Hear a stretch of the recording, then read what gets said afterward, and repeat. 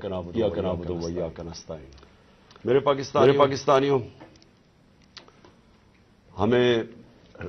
رات کو دیر کر کے علی بلال، جس کو پیار سے ضلع شاہ کہتے تھے، ضلع شاہ، اس کی ہمیں پوسٹ مارٹم رپورٹ ملی ہے۔ میں یہ شروع کرنا چاہتا ہوں آپ سے، آپ سب کے سامنے یہ جو میں آپ سے بات چیت کر رہا ہوں، کہ جو پوسٹ مارٹم رپورٹ کے اندر جو چیزیں آئی ہیں، ڈاکٹر صاحبہ کا یہ شعبہ ہے، تو یہ پوسٹ مارٹم رپورٹ سے پہلے تو آپ کو یہ بتائیں کہ ایک کارکن، اسپیشل چائلڈ، جو کہ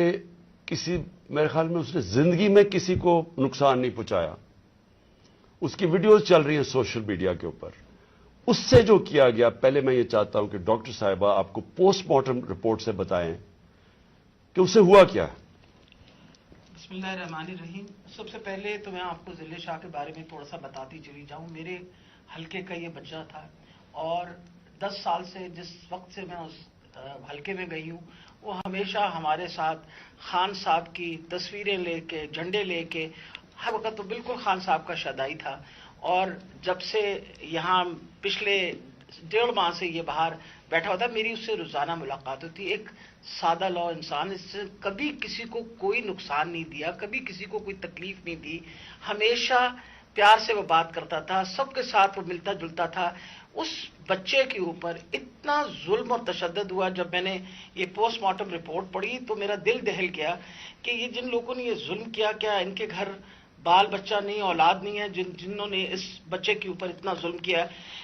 یہ پوسٹ مارٹم رپورٹ ہے میرے پاس جو ڈیٹیل، اس میں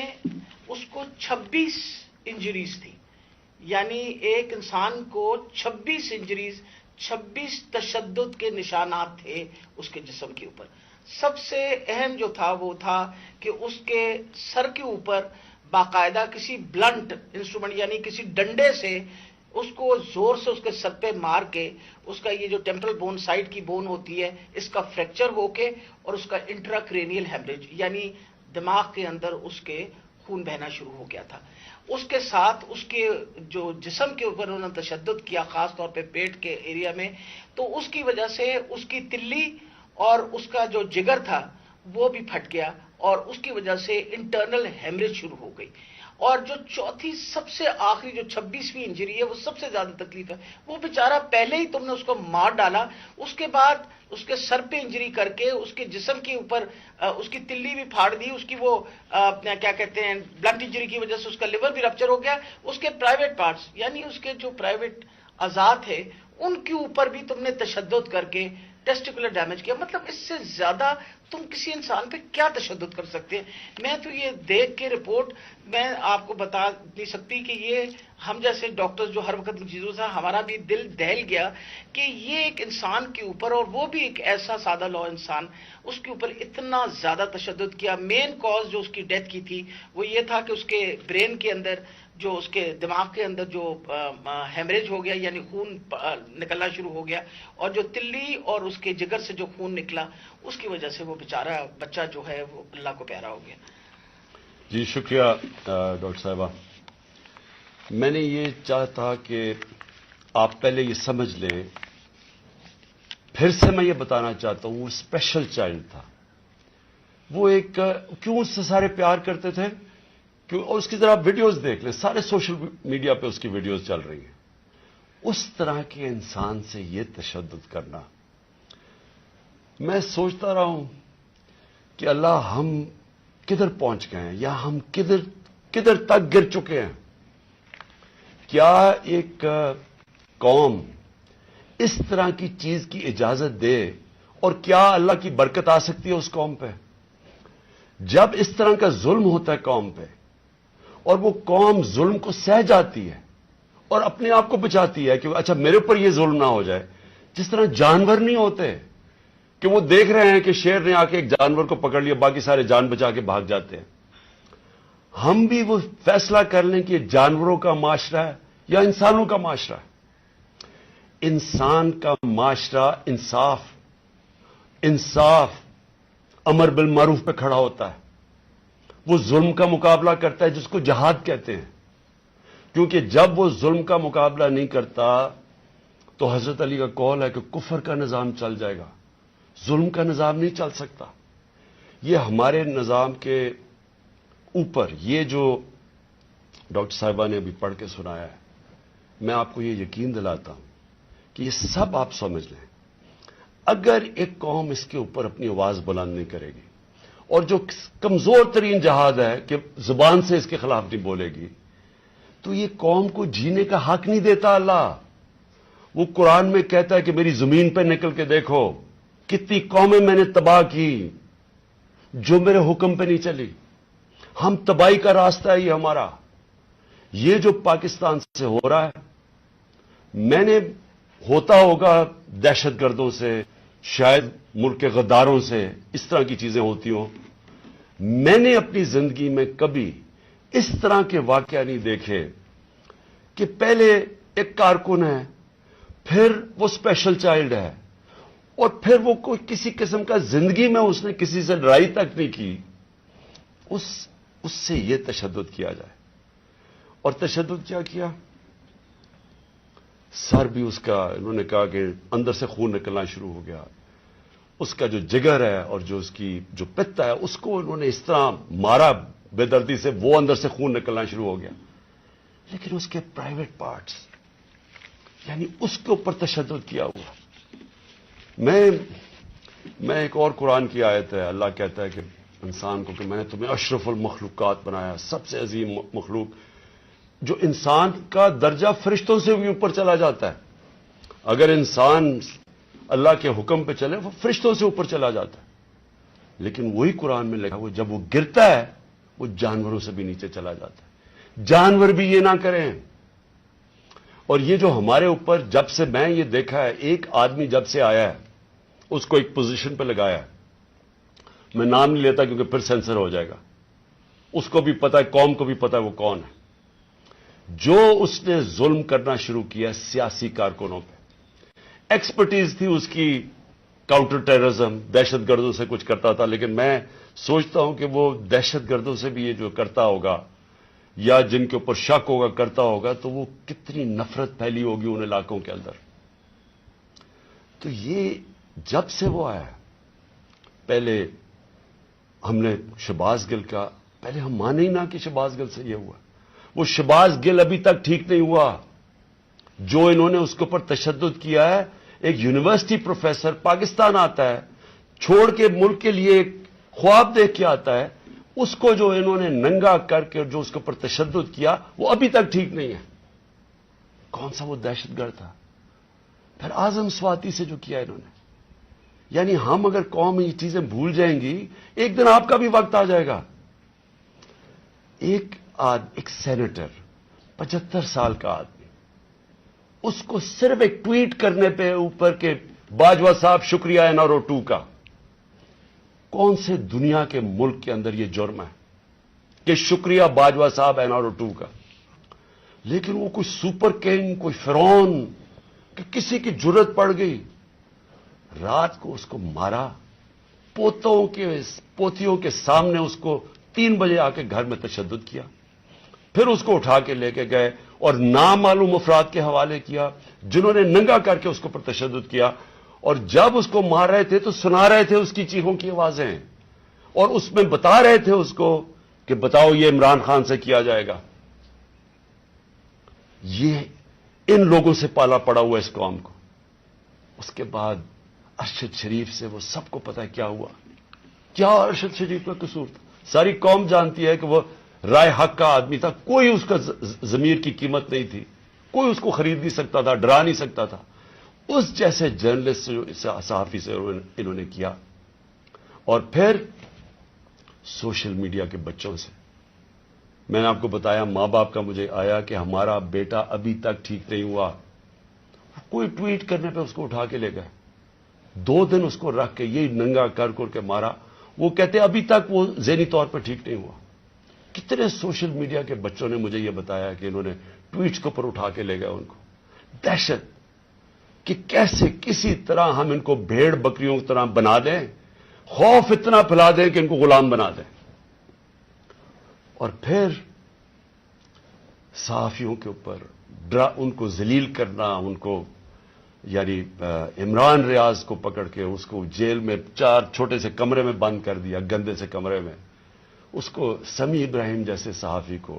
اس کو جا کے ذلیل کرنے کو، ایاز امیر دانشور اس سے جو کیا ہے، جمیل فاروقی کو اٹھا کے وہ بتا رہا ہے ننگا کر کے، اس کو ننگا کرنے کا شوق ہے، سائیکوپیتھ ہے، میں آپ کو بتا رہا ہوں نارمل آدمی اس طرح نہیں کرتے، یہ کوئی پرابلم ہے، کوئی ذہن کے اندر ذہنی مریض ہے جو اس طرح کا تشدد کر سکتا۔ اور یہ جو ہوا ہے، اب یہ ذرا کہانی سنیں، تھا کیا؟ الیکشن اناؤنس ہے 30 اپریل کو، میں بار بار کہہ رہا ہوں کہ جب الیکشن اناؤنس ہو گیا تو ایک پارٹی نے اپنی لانچ کرنی تھی کیمپین، آگے دن تھوڑے سے ہیں، روٹ اپروو ہوتا ہے، ڈاکٹر صاحبوں کو پتا ہے، ان کسے طے ہوتا ہے، اچھا اس روٹ پہ جانا ہے، ان کو کہتے ہیں جی تھوڑا سا آپ کو دہشت گردی کا خطرہ ہے، آپ کو دھیان رکھنا پڑے گا، تو دھیان رکھیں، ہمارے ادھر سے روٹ اپروو ہوتی ہے کہ یہ روٹ ہے، آپ کو فکر نہ کریں، اس روٹ پہ آپ نکل جائیں، سب کچھ طے ہو گیا، لوگوں کو بلا لیا، ریلیز آ رہی ہیں، جناب ہم نے اپنی لانچ کرنی ہے کیمپین، ایک دم صبح نہ پتا نہ کچھ ہوا، ایک دم پولیس پہنچ گئی، ناکے لگ گئے، پھر یہ نہیں انہوں نے کیا، ڈاکٹر صاحب یہ گواہ ہیں،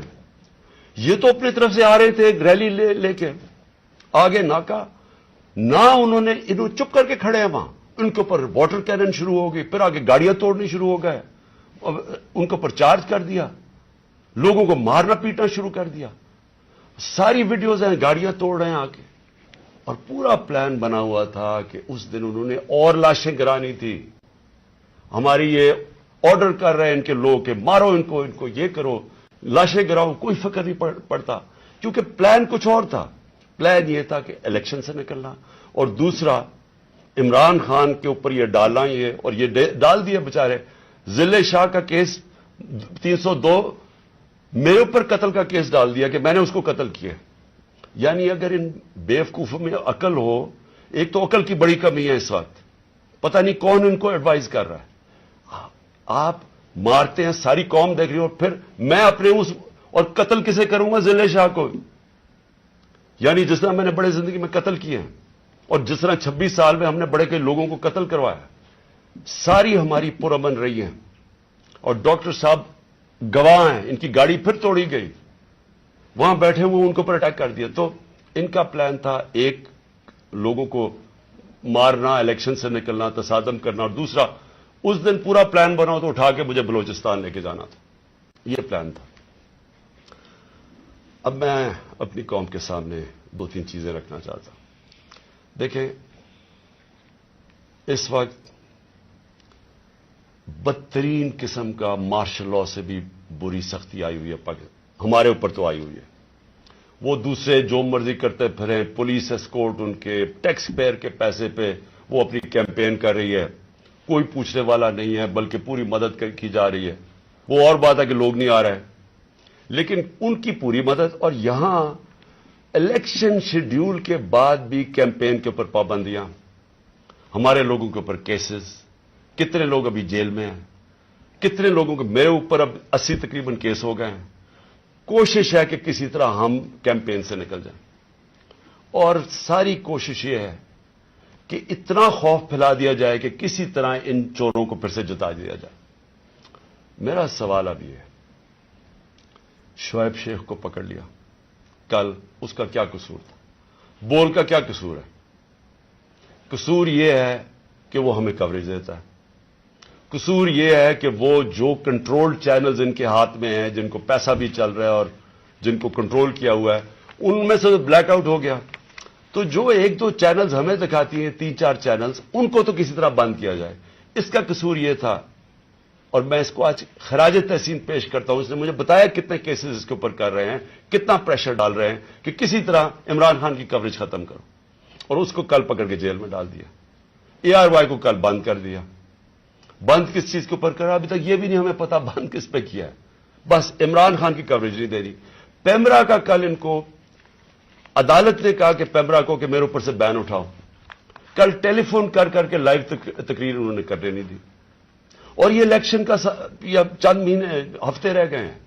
الیکشن کے مہینے میں ان کو ٹیلی فون کر کر کے میری تقریر نہیں کرنے دی. اب یہ کون اتنا طاقتور ہے کہ ہائی کورٹ کے فیصلے کے باوجود وہ حکم کرتا ہے کہ جناب عمران خان کو نہیں دکھانا، اور وہ نہیں دکھاتے؟ کون اتنا طاقتور؟ پھر ایک اور ڈرامہ ہو رہا ہے. ضلع شاہ کے باپ کو پہنچ گئے ہیں سارے، یہ پولیس پہنچ گئی اس کے گھر، پتہ نہیں اسے کیا ہو رہا ہے. زور یہ لگایا جا رہا ہے کہ کسی طرح کیس پیچھے ہٹے. جب سب کو ضلع شاہ کے والد نے بتایا کہ کل کیا ہوا ہے، آئی وٹنسز ہے، انہوں نے دیکھا اس کو اس پولیس وین کے اندر، جو پریزن وین تھی، وہ دیکھا سب نے. ان آئی وٹنسز کی سٹیٹمنٹ ہے کہ ہوا کیا، گواہ بیٹھے ہیں. اس کے باوجود کوشش کی جا رہی ہے کہ جی ایکسیڈنٹ ہو گیا یا کوئی اور وجہ بتا دے اس کے مرنے کی. اوپر سے 302 کا مطلب کہ میرے اوپر ڈال دیا کیس. یہ کون کر رہا ہے؟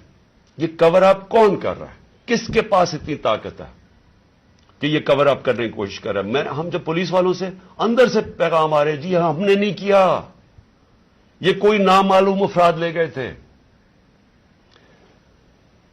کور اپ میرا کس نے کیا؟ ارشد شریف کا کور اپ کون کر رہا ہے؟ میری جے آئی ٹی کو سیبوٹاج کون کر رہا ہے؟ کون اتنا طاقتور ہے کہ پولیس کو حکم دیتا ہے کہ آپ نے گواہی نہیں دینی میری جے آئی ٹی میں، اور پھر جے آئی ٹی کا ریکارڈ سارا غائب، اور پھر جے آئی ٹی کو ایک کیئر ٹیکر گورنمنٹ ختم کروا دیتی ہے. اور پھر ارشد شریف کا کور اپ کون کر رہا ہے؟ کون اس کی جے آئی ٹی آگے نہیں بڑھنے دیا جا رہا؟ اور یہی لوگ اب اس کا کور اپ کریں گے کیونکہ اس میں سے چیزیں اور نکلنی ہیں. پولیس نے کہنا ہم نے نہیں کیا، ہم نے اس کو پوری طرح کیس لڑیں گے. یہ محسن نقوی جو پلانٹ کیا ہوا، جو کس نے پلانٹ کیا اس پنجاب کے اوپر چیف منسٹر، اس کے اوپر ہم کیسز کریں گے، آئی جی کے اوپر کریں گے، وہ جو سی سی پی او بنایا ہوا اس پہ کریں گے. عدالت نے، سپریم کورٹ نے کہا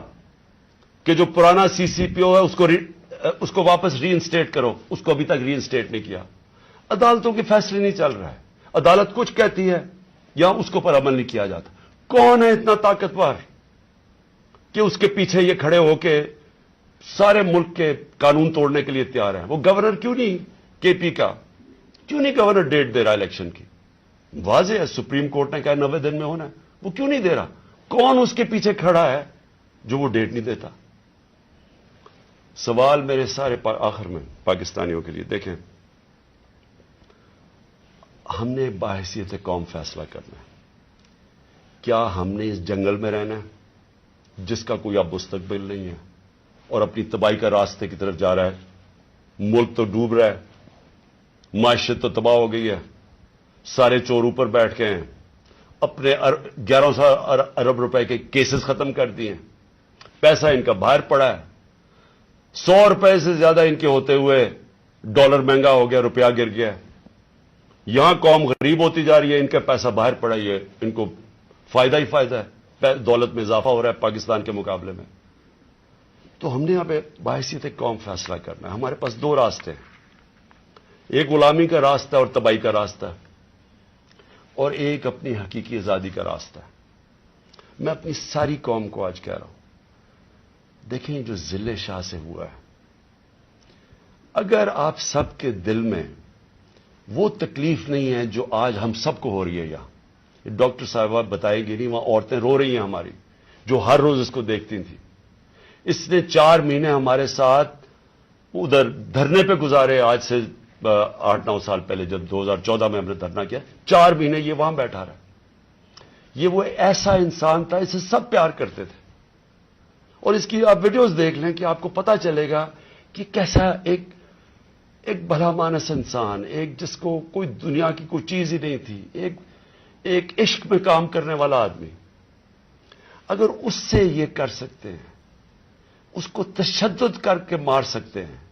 اور یہ قوم چپ کر کے تماشا دیکھ سکتی ہے، میں پھر سے آپ کو کہتا ہوں ہمارا کوئی فیوچر نہیں ہے. میں نے برطانیہ کے اندر اپنا ٹائم گزارا، کرکٹ کھیلتا تھا 15-20 سال. ادھر اس طرح کی چیز ہو، ساری قوم سڑکوں پہ ہوتی ہے، کوئی زندہ قوم ہے، وہ قوم امر بالمعروف پہ چلتی ہے،